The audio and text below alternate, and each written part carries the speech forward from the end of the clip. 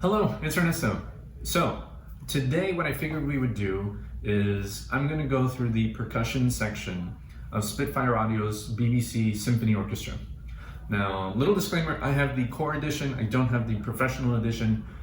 All of the instruments should be the same though. I don't think there are any differences in instruments or articulations. Only difference is I don't have mic control, but other than that, it should be the same. So this is going to be pretty in-depth. I'm going to be explaining maybe backgrounds on instruments or why you would use certain techniques or not others, or what I do or don't like. So I'm going to be leaving chapters in the description so you can jump around to whatever instruments you're interested in. A little about me.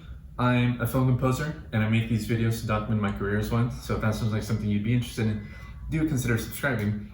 But before I'm a composer, I'm a percussionist. I currently attend the University of North Texas, which is a very well-regarded school for its percussion program and studio. So that isn't to say that I'm a professional orchestral percussionist and that my opinion is the end-all be-all. It isn't. There are so many different styles of playing. There are so many different opinions on what people like in their sounds and what other people do. So this is going to be just my opinion. I have my own opinions on what I like to hear in percussion instruments and in percussion writing. So don't take everything I say to heart. You can formulate your own opinions, and that's ultimately what matters if you're trying to make a decision on, I don't know, if you're interested in this or you want to hear the percussion sounds, or maybe you just want to learn a little more about percussion. That's what this video will be. Just my thoughts, that's it. So let's go ahead and get started. I'm going to be starting off with the tuned percussion. Now, looking at the library as it is right now, you will see that under the percussion category, they label harp and celeste here. So I know why they did that in the context of all of this, because it doesn't fit in any other category or family of instruments. But harp is its own discipline. Celeste, usually a pianist will play it. That's its own discipline as well. So I'm not going to touch those. I will, however, start off with the marimba. Now, I really love the marimba as an instrument. Different percussionists have their specialty instrument, and I would say that marimba is maybe mine. It's just the instrument that I've spent the most time on.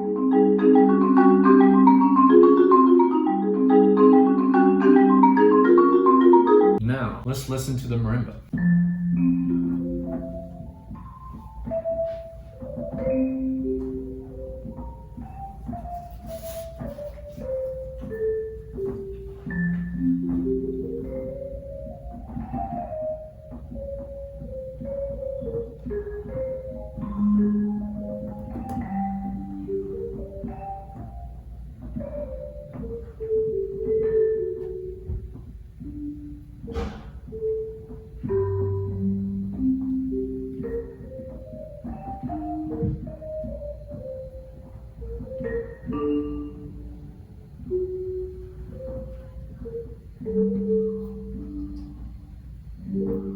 So right off the bat, I think that's a really, really nice sound. It's labeled here under hits, which I guess, I don't know why there's a staccato mark. Now, as a percussionist and as a marimbist, there are things that I would like personally that maybe, you know, if you're just a regular non-percussionist or something, there are techniques that I wish I had that are just a little more unique. I don't have a marimba here in my apartment to show you marimba techniques. But there are some things that are unique sounds that are cool that I like to have on the marimba. One of those techniques is called a dead stroke. When you hit a note, you usually come right off and that makes the note resonate. You can leave the mallet on the note and like dig into it, and that'll give you a dead stroke. It just cuts off the resonance afterwards. It's like a beep instead of beep. It just doesn't let it resonate. So you dig the mallet into the thing, and that's a cool little technique. It's a nice dry sound that you can get out of the marimba. As well as that, there's also like extended techniques or the equivalent of extended techniques. Like say you hit the bars of the marimba with the shafts of the mallets, and that you still hear the tone of the bars, but the articulation is that of the shaft. So it's like wood on wood. It's another unique sound. Another thing, which I think is more important than those two not as common techniques, is mallets. So in the percussion world, there exists a multitude of variety of different mallets, sticks, and with variations on all of them that affect the sound. Now, listening to this,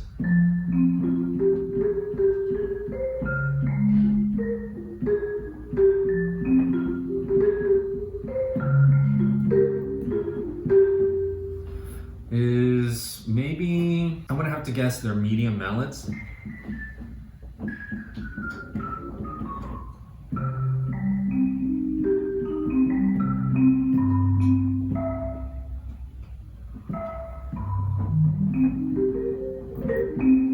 Maybe there were different mallets recorded. This is the highest note on a 5-octave marimba.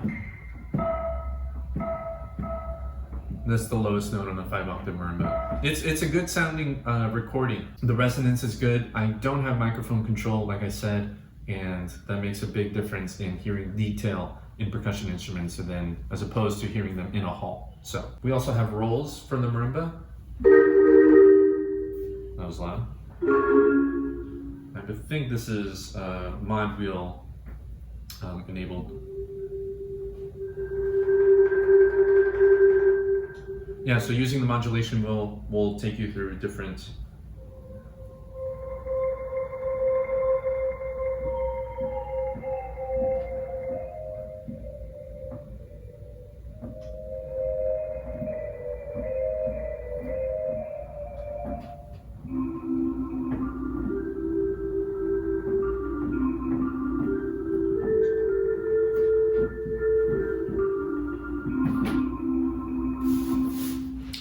on the marimba, and in fact, let me show you. This is my smaller mallet bag. I have a bigger mallet bag with all the rest of my sticks and mallets. But here are some of the core ones that I use. So let me pull up these. So this is a set of marimba mallets. Now, traditionally, you will play with two mallets, one in each hand when you play the marimba, but you can also extend that and hold 2 in one hand. So you come out with 4.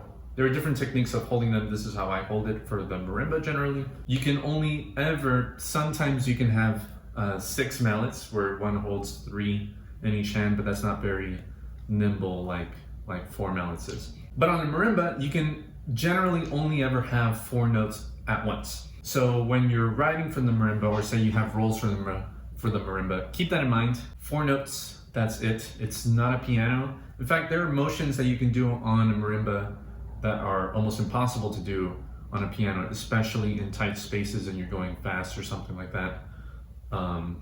That's difficult to do on a marimba. But this, for example, is like an octave, so octaves are okay. Larger than an octave is difficult, you gotta really stretch it, but an octave is a safe interval to have, and anything in between that is good for each hand. So you can think about that. Open voicing with your chords is effective because the low notes are really resonant and the high notes speak really well. So keep that in mind when you're marimba writing. I don't mean this to be a marimba video, but I'm just going a little in depth, so I'll put these away for now. Okay, next up is the xylophone, another instrument I'm familiar with.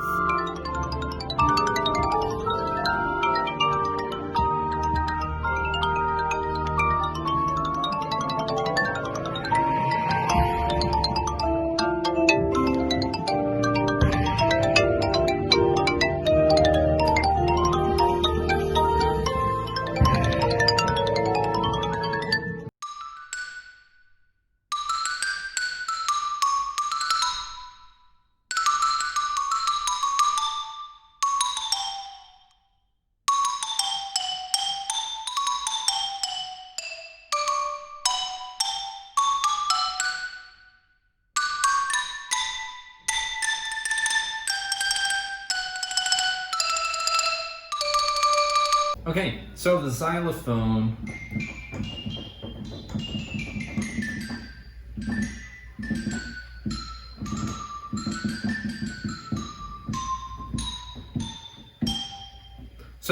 sounds pretty good. I do wish the mallets were a little different. They sound small. the mallet heads themselves sound small and pretty light, which is okay. So there are different materials that one generally uses on xylophone mallets. Let's see if I have some with me. Yes, I do. So like these, for example, are a much heavier kind of mallet, and these mallets I really like. These can be played on xylophone. They're very full sounding. So on the xylophone, it's not hard to get a full sound with these mallets in particular. But these heads are made of acrylic. So these are acrylic heads. They aren't made of plastic, or you can also get them in rubber. On the glockenspiel, you can play with brass, which you should never do on a xylophone, because xylophone is made of wood and you shouldn't hit it with brass. Or you shouldn't hit it with any metal. But these mallets, for example, are really nice. And so on a xylophone, you get a little loss in resonance on the lower end of the instrument. Like that range isn't that nice of a sound. You probably wouldn't even play a xylophone that low. Anyway, you want the brightness of the top of the range. Maybe to add bite to woodwind parts, or to add articulation to string parts like violins, which is a technique used in Porgy and Bess.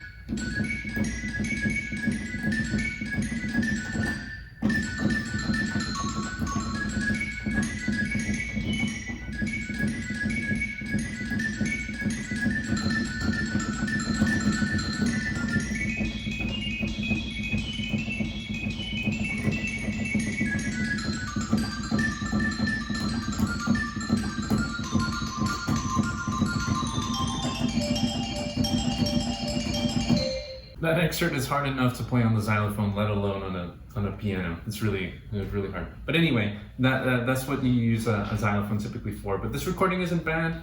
I just personally would wish that the mallets were chosen were a little different. Rolls again.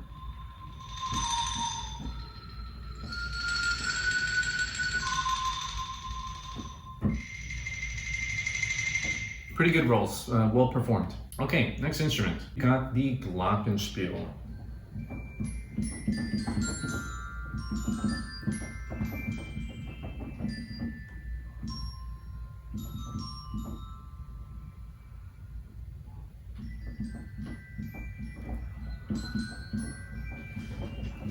This brings me back to like last semester when I had to play some excerpts for my professors.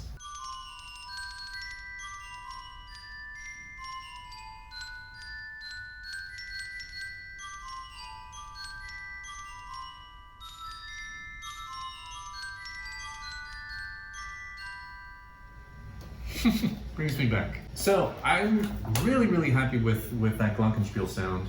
It's a good mallet choice. I think that works really well for orchestral playing. So no complaints there. Rolls as well, which you'll hear sometimes, but use it sparingly. It can sound. You can start to hear all the mallets. Also kind of difficult to roll on glockenspiel because the keys are so small, so it's hard not to hit other keys or hit your own mallets while you're rolling, but yeah, pretty nice. Next, Tubular Bells.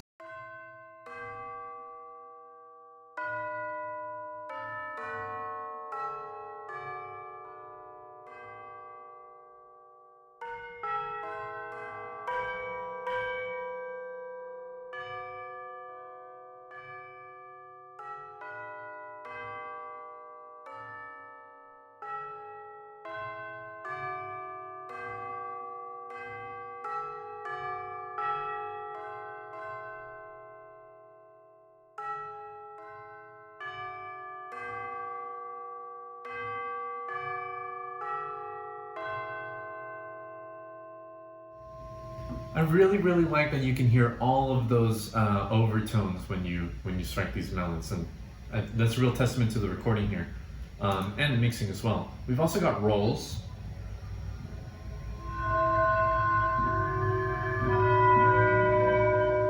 which isn't a very common technique, but you do hear it sometimes. Some people like it. Hits damped, we have 2.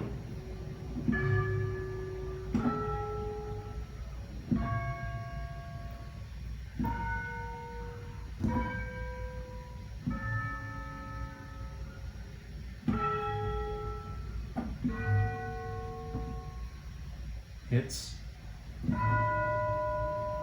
So that's just the hit with the pedal open, and then hits damped is open for a little bit, and then it sounds like the pedal is lifted, so it closes. So with this,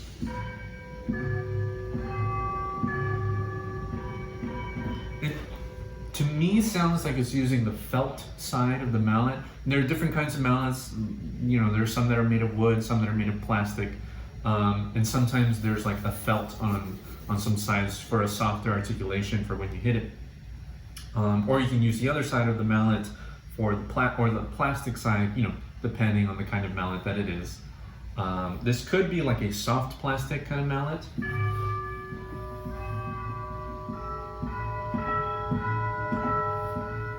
I don't think it is, but the recording is really nice, and the mallet is a good general one-use mallet to have. So good on the Tubular Bells, I like them. Next, we've got Vibraphone. Another instrument that I've come to like playing. Now, this is a vibraphone in an orchestral setting.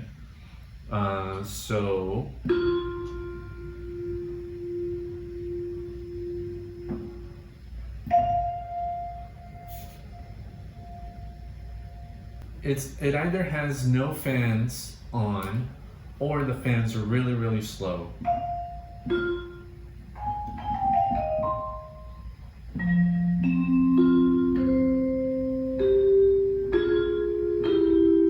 A very, very large sound.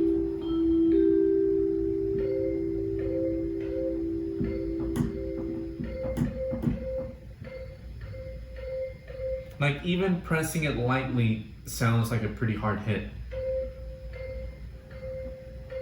That articulation, that dig into the bar.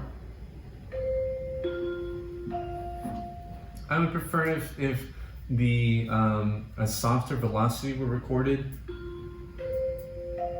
because that could be really nice for. Oh well, let me try it.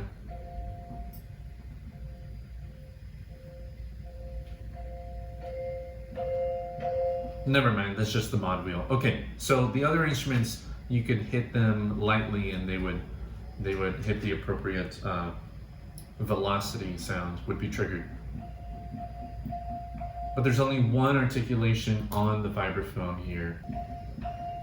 At least that's what it sounds like to me.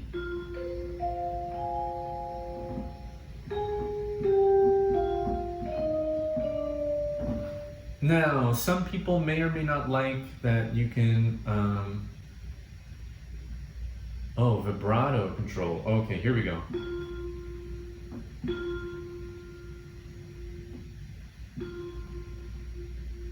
Okay, so you can control the fan speed. It's here under vibrato on right here on this wheel. So we've got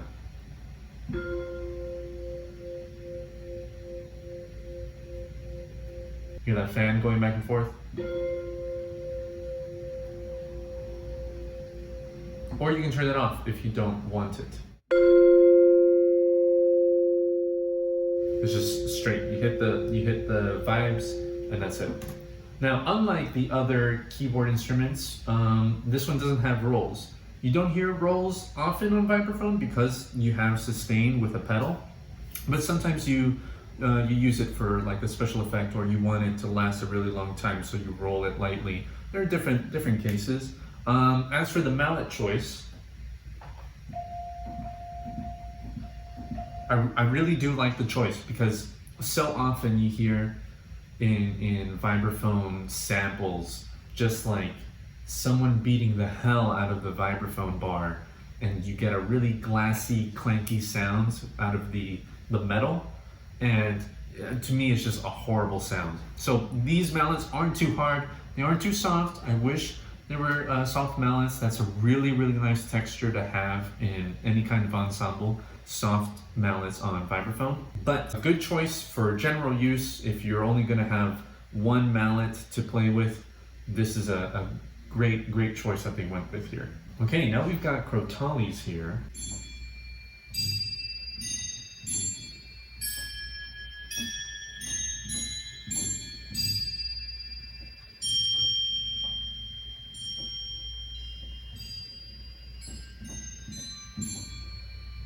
Now, Crotales are a really nice, sparkly instrument.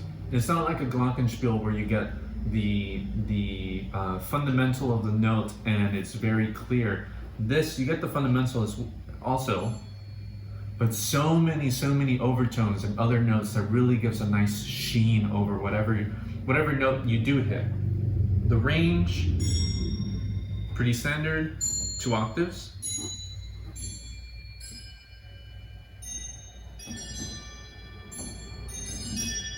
They do ring out a lot, so be careful. Don't go ham. Even with the glockenspiel, you shouldn't write too many notes, but you can write more notes in quick succession for a glockenspiel than you probably should for a crotale, unless that's the effect you want. But yes, very magical sound. Very nice. And especially in real life, when I play crotales, when you have 2 notes that are really close together, like a second apart, that clashes really hard because of those overtones that are being sent out. Now we also have the Crotales bowed. Ah, yes.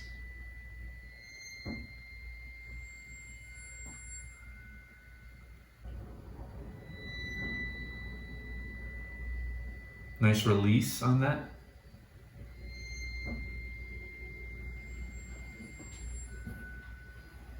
That's when you take a string bow, sometimes like a violin bow, or something larger, maybe a bass bow. You hear that a lot on vibraphone. Oh, that's another thing that didn't appear in this vibraphone, in the vibraphone, was there isn't bowed vibraphone, which is also a cool effect. It's like Crotales being bowed, but you get the lower octaves and it's a nice sound. You can technically bow anything that can vibrate, so you can bow cymbals, you can bow tam-tams and gongs, you can bow crotales, you can bow vibraphones. You can technically bow glockenspiel, but usually those bars aren't bolted down. You can like lift them kind of, so that's hard to do. But you can bow almost anything that vibrates if you can get it at the right angle. So that's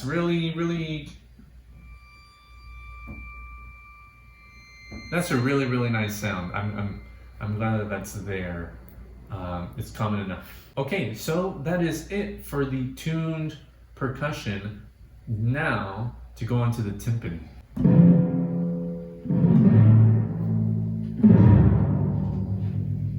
Now, you have to be very careful with your timpani writing because it sounds really cool, but you also only generally have 4 drums with you. Now, the range of those drums is about, give or take, a fifth. Different brands extend the range either at the top or at the bottom or a little bit by a note or so, but a general rule of thumb is to think of it as a B flat in first inversion, which is to say that the lowest note that you can hit on the bottom drum is about a D. The lowest note that you can hit on the drum after that is an F. Lowest note on the top is on the drum above that is a B flat. The lowest note on the drum after it is a D. That's pretty general, a good thing to keep in mind. Also, you generally specify each drum by their inch size. So the lowest drum is 32 inches across, 29 inches, 26 inches, 23 inches, and if you have a fifth drum, it's generally 20 inches. And like I said, each drum generally has a range of about a fifth, give or take. So, lowest drum. This one goes down to a low C, but as you can hear, it's a horrible sound. And the lower the note of the drum, the flabbier and looser the head has to get. So on a 32-inch drum, that drum is pretty large, And if you try hitting a C on it, it sounds more flabby than an actual note that's coming out clearly. So keep that in mind. D sounds a little better.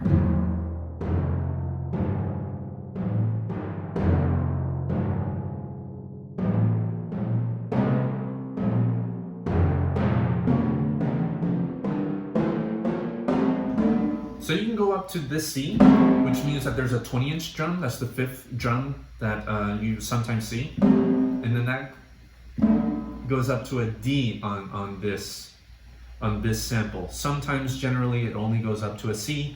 Sometimes, depending on the brand or the maker, it can go up to the D right above it.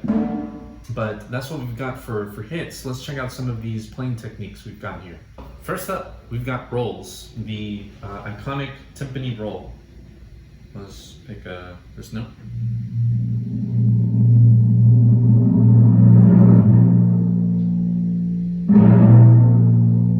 Very thunderous.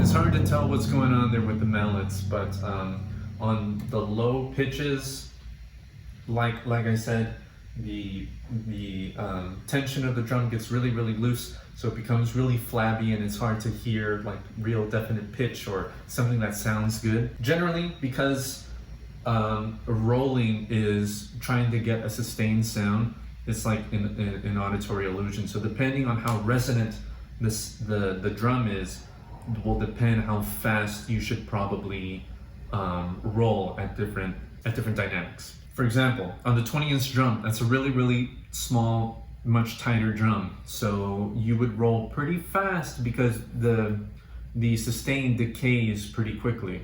And that kind of translates as you get to the 32-inch drum, which is the biggest one. I'm on my left side here because I play in that style generally. If you're in, say, Germany, it's the other way around.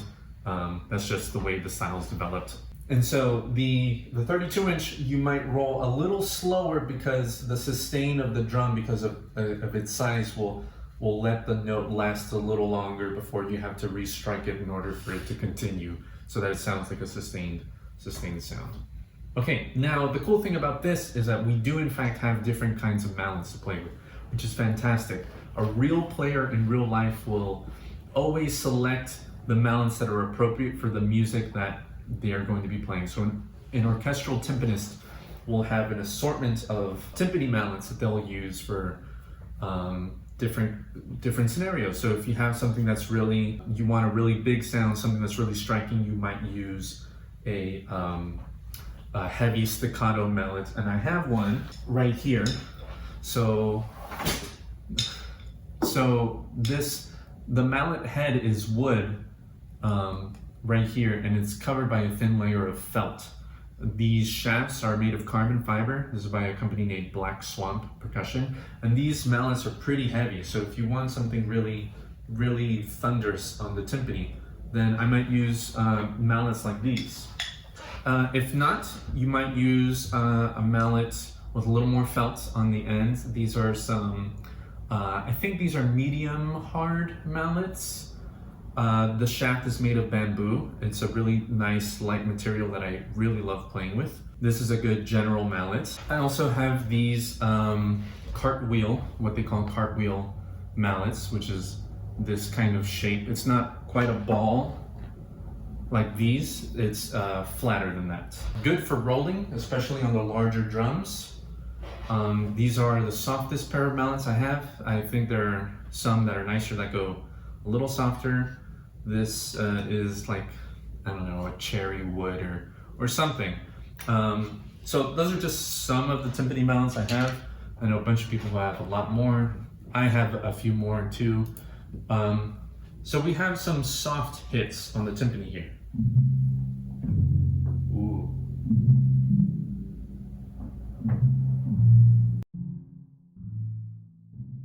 Ooh.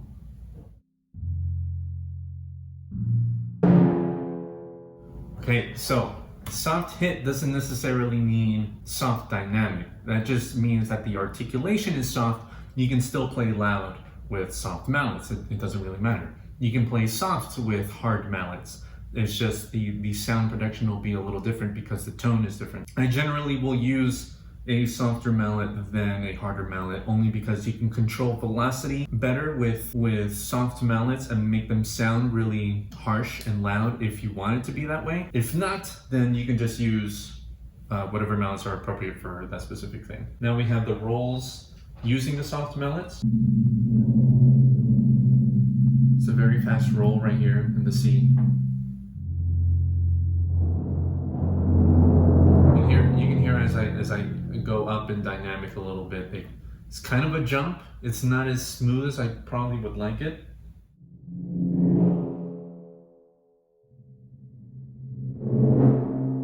That sounds a little sudden. It could be my performing, but yeah, I think the mix is really good. The timpani sound good. Now we have hits, hot rods, which is pretty interesting because, I mean, it's cool that they go to further kinds of sounds with the timpani. They don't go to that length with the other instruments like marimba and vibraphone and things like that. You can select the kinds of mallets that are being performed with. But I think the timpani deserves a little more of that attention anyway, so that's good.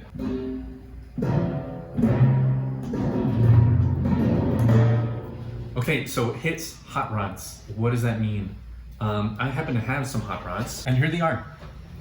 It's basically a bundle of like dowels, like there's sticks, and they're wrapped together right here, and you just hold them, and you can hit timpani, and you can hit snare drums.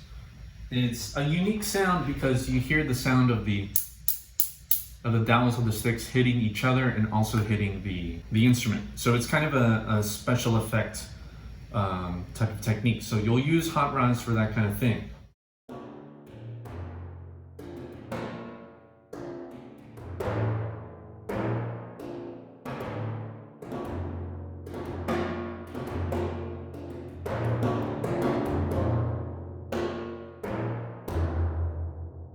Pretty cool. We also happen to have rolls with the hot rods.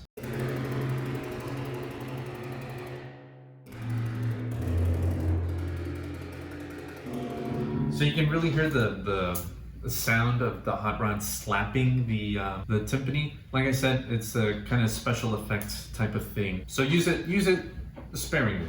Don't use it all the time. We have also got some dampened hits here. So it sounds like a hard mallet hitting the timpani and then quickly dampening it after the hit. Bum, bum, bum, bum.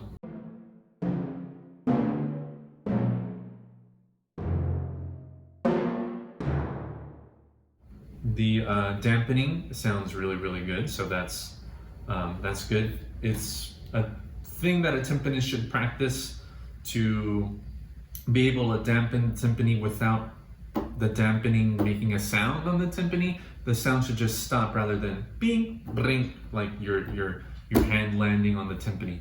That's a thing that one should practice. Hits, super dampened. We've got, that's super loud.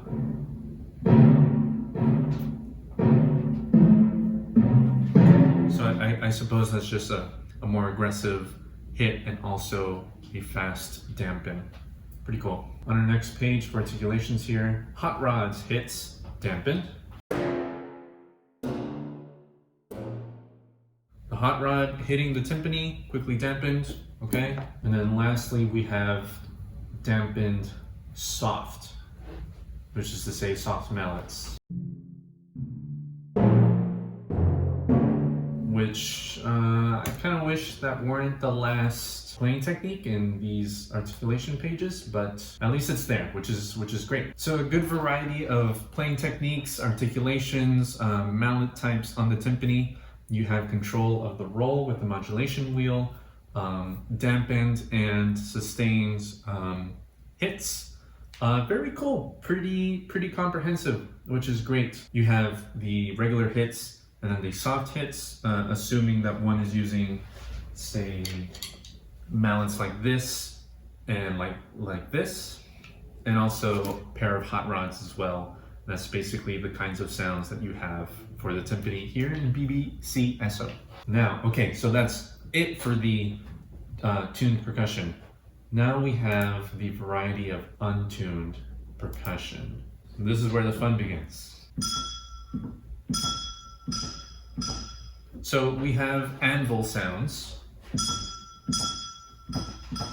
You usually hit an anvil with a ball peen hammer. That's a small hammer. And you strike it, and you can also dampen it, which is what this sound is. So good velocities. If you need that effect for your music, it's cool to have it right here. Not a lot of ways to play it, although this is odd. This is the same note, right? They're mapped to two different keys on the keyboard.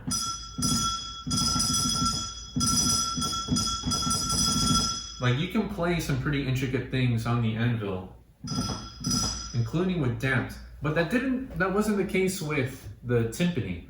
The timpani was mapped from here to here, all the notes, which is fine, but it'd be cool if that was maybe here to here, and then you could also map it to here, so you can play.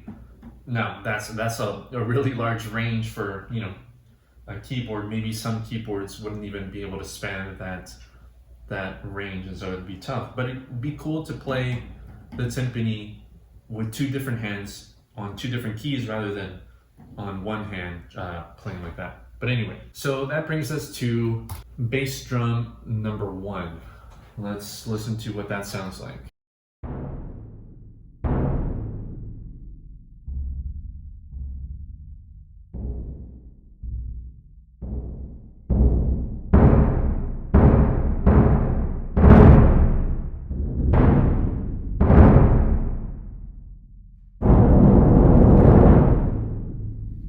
Bass drum rolls.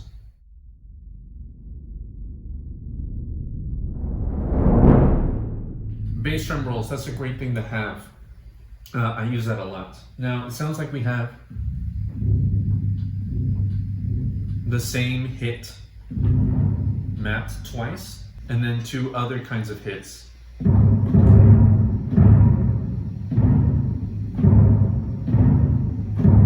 Mapped twice as well. That's cool for really thunderous things if you want to program that in. Now we even have a second bass drum.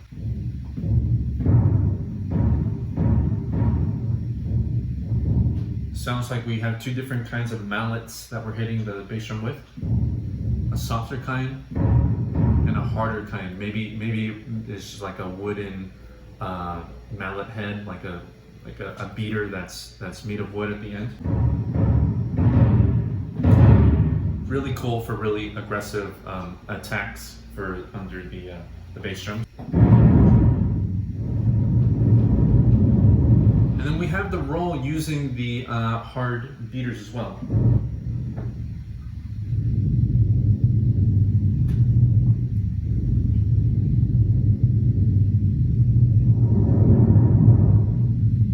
I think that's a super ball.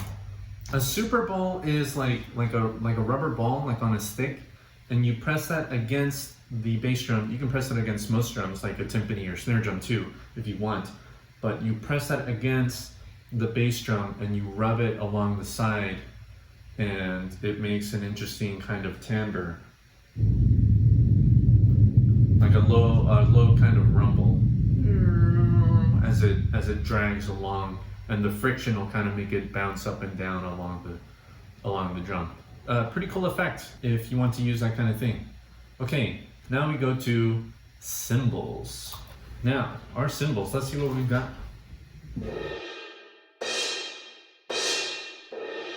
That sounds like a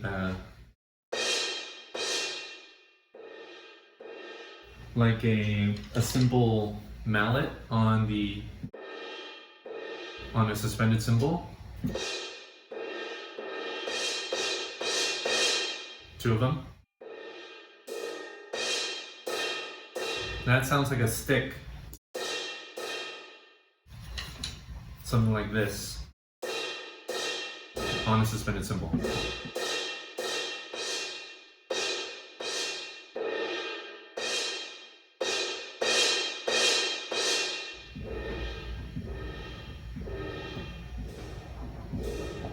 You got 2 of those.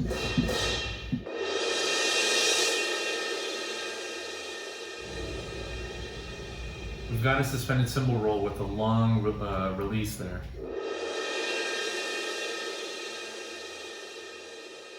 Pretty cool.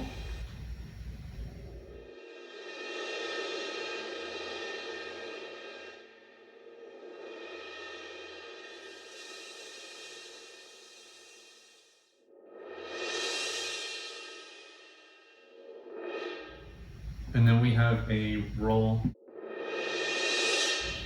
with a choke, choking the cymbal, not letting it release.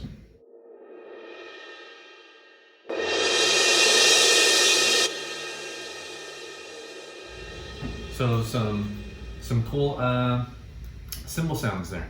Very, very useful indeed. Next, we've got the military drum.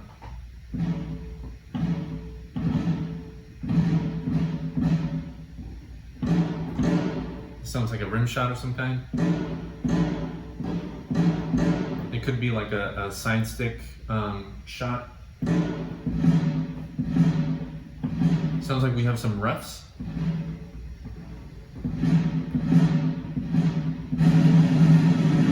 And a roll, a snare drum roll.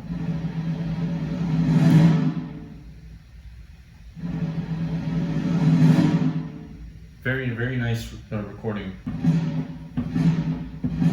A ruff is like a 3-stroke ornament before the principal note. Digga, digga, ra, ra, ra. Very military sounding. I can go ahead and play it on my drum here. This is a marching drum that I won in a composition competition. If you're interested in learning about that, I have a video on it. But I have a pad on here and I'm going to play on that. But a ruff is 3 notes before a principal note.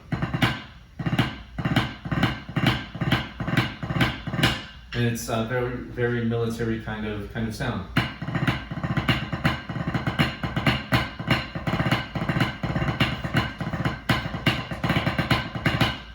Now obviously it's not a real drum sound, I'm playing on a practice pad.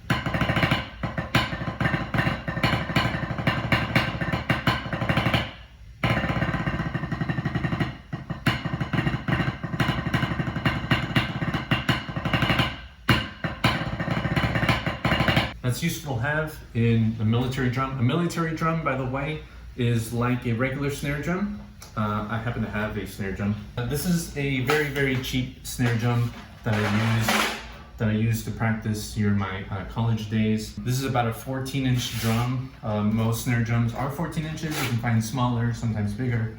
But a military drum might be this size around, but it'll be deeper and it'll have snare drum guts like this one has, which gives the snare drum sound. I have tape on here because this is a really cheap drum and the guts would never just stay attached to the bottom head.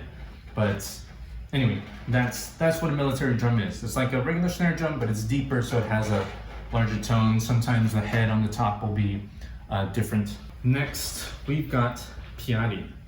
It's interesting that they use the Italian name for crash cymbals when everything else is in English, but okay, sure.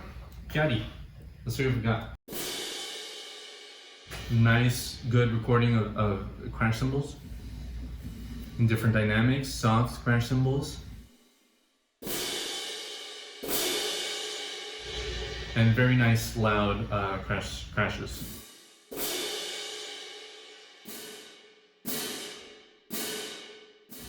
And that's a crash that is dampened immediately after. You press it against your body to dampen the sound.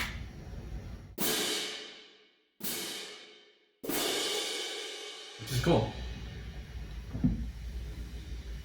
Is that a roll?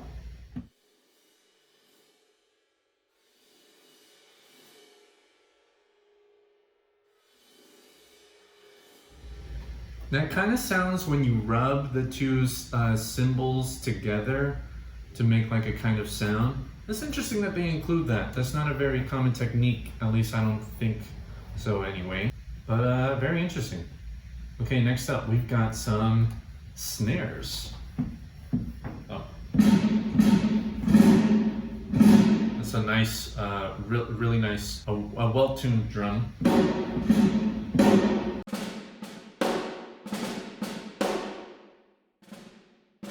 More ruffs. Very nice recording. More ruffs. Snare drum roll.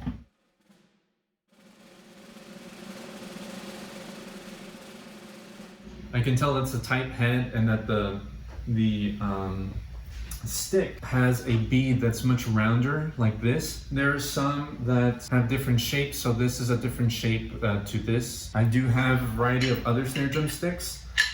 These sticks are made of rosewood, a really nice resonant kind of wood. It's much thicker at the top.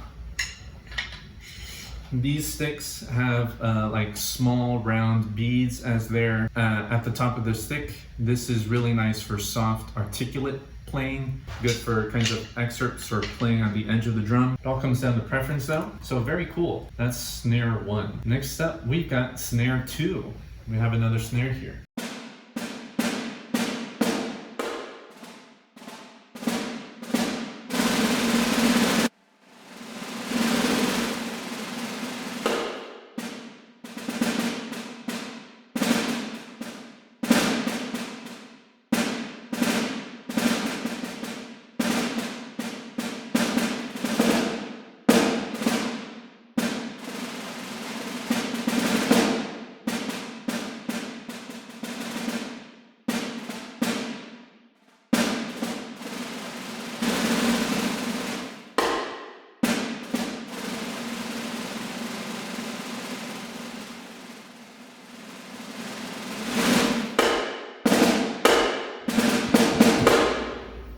Nice sound. This drum sounds tighter than the last one, and it may even be a smaller kind of body too. This is maybe 5 inches across. Like a piccolo snare drum is a much tighter, smaller drum. I don't think that's a piccolo snare drum, but it is a different drum for certain, or at least it's tuned very differently, and I think the sticks are different too. Next we have the Tam-tam.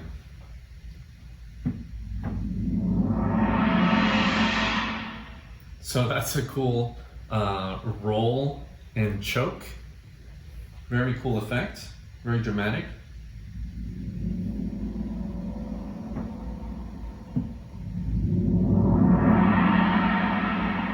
Sounds like a roll as well.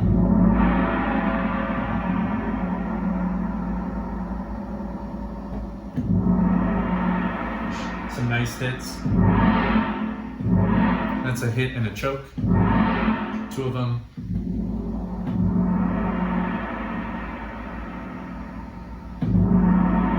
That's a hit. Letting it continue.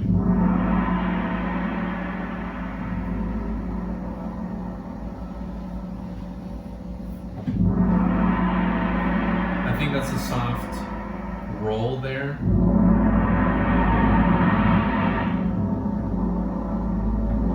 Tam-tams are such large kinds of unique, almost cymbals. They throw a ton of overtones into the ensemble, and it makes for a really rich kind of sonority that you should use sparingly. It has its uses for when you want something to be really big and dramatic.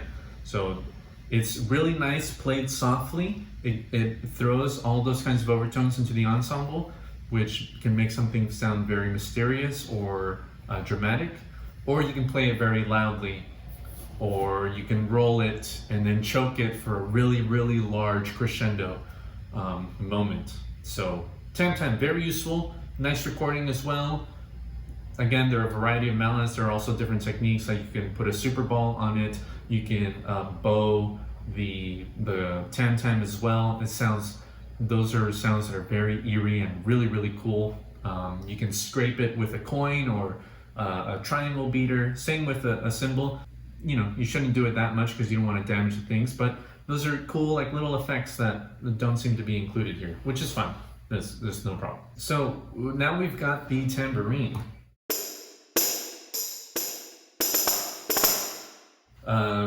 Nice sounds there. That sounds like a thumb roll. That's when you take your thumb and drag it along the edge of the tambourine to make it roll very quickly.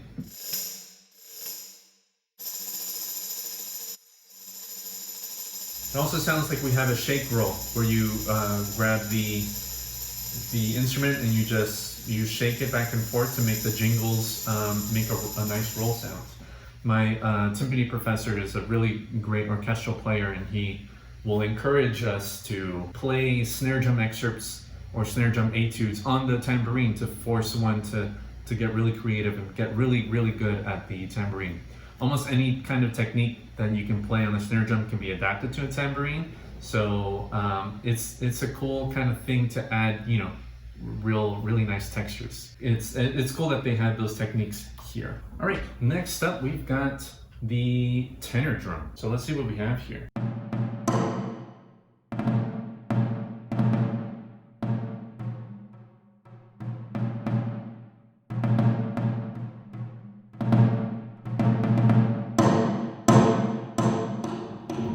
Some shots, some roughs.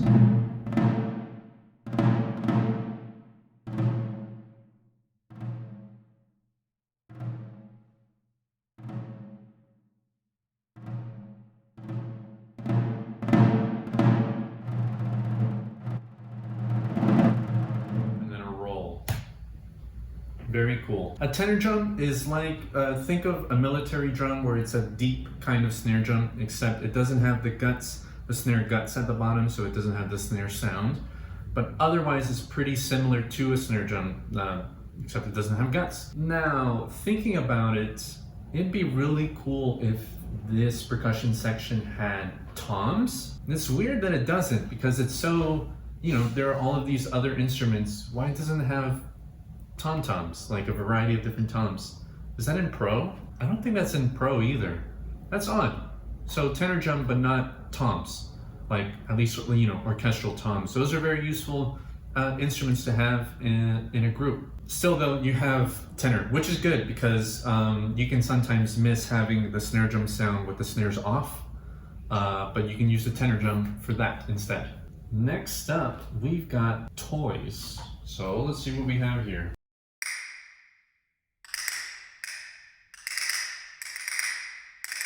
Castanets.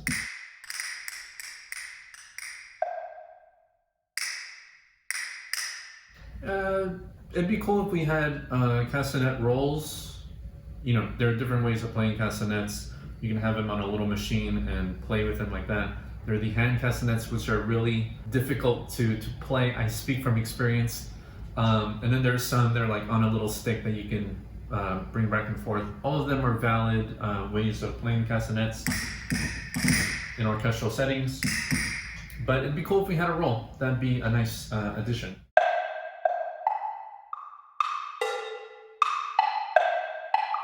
So we have wood blocks, a low, in the middle, and a high voice.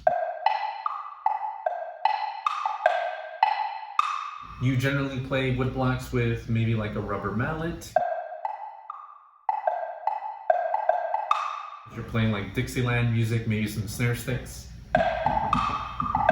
But okay, cool. A cowbell.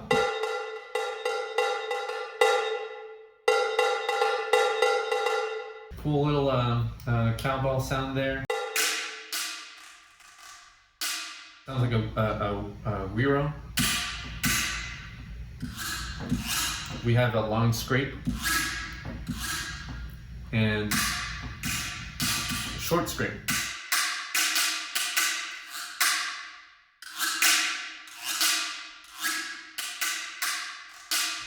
That short scrape is pretty aggressive, But I mean, you know, if you're playing it short, then you're doing it in really small, sharp bursts anyway. Okay, pretty cool. You know, I guess it's appropriate that they're labeled under toys. That may or may not give the wrong impression, but you know, if you're going to put it into one category, all these different kinds of things in the untuned percussion category, then I suppose it makes sense. Lastly, in the percussion section in the BBCSO, we have triangle. The ever so infamous triangle. You got triangle hits, really nice sound. Muted triangle is when you hit the triangle and then you hold on to it to cut the sound.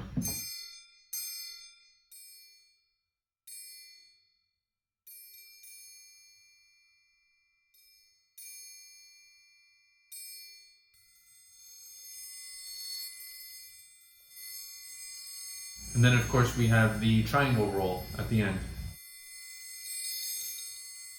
Very cool for little effects if you want them. That's actually a very useful kind of sound in an orchestra. Okay, so I believe that's all of the instruments in the percussion section here in BBC Symphony Orchestra. I don't think I missed anything.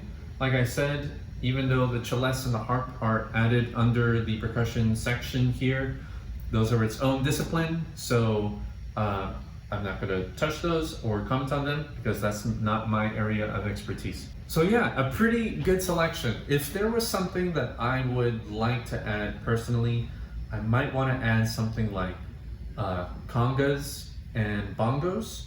That's just me. Those are instruments that I really like to have. Maybe you don't hear them in an orchestral setting as much, but hey, you've got a güiro and a cowbell anyway, so why not some bongos and congas? That'd be nice. You know, rolls on either drum, playing on either drum as well.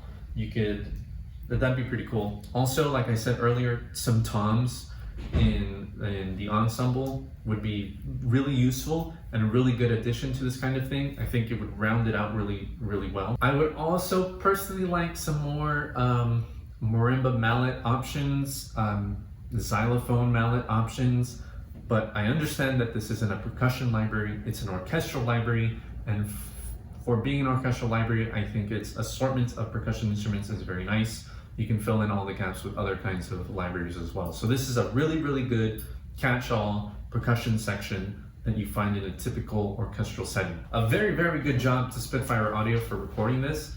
I'm glad that everything is in this nice little package here of the BBC Symphony Orchestra.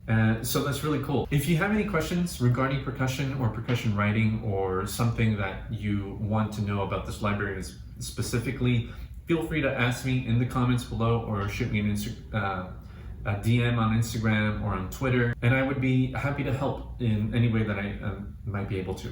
So hopefully this was a really comprehensive look. Hope maybe you learned something, or maybe you're considering getting this library and you just want to listen to different kinds of playing techniques. Whew. So I talked for a long time. That was the whole percussion section. Like I said, that's just one man's opinion. Everyone has different ideas and opinions on what they like in percussion or in music in general, and that's what makes music so varied and colorful to begin with. So let's have a nice discussion in the comments below. But until next time, you can follow me on Twitter, Instagram, and TikTok at Ernesto Composer, and you can visit my website at ernestocomposer.com. Thanks so very much for watching, and as always, take care.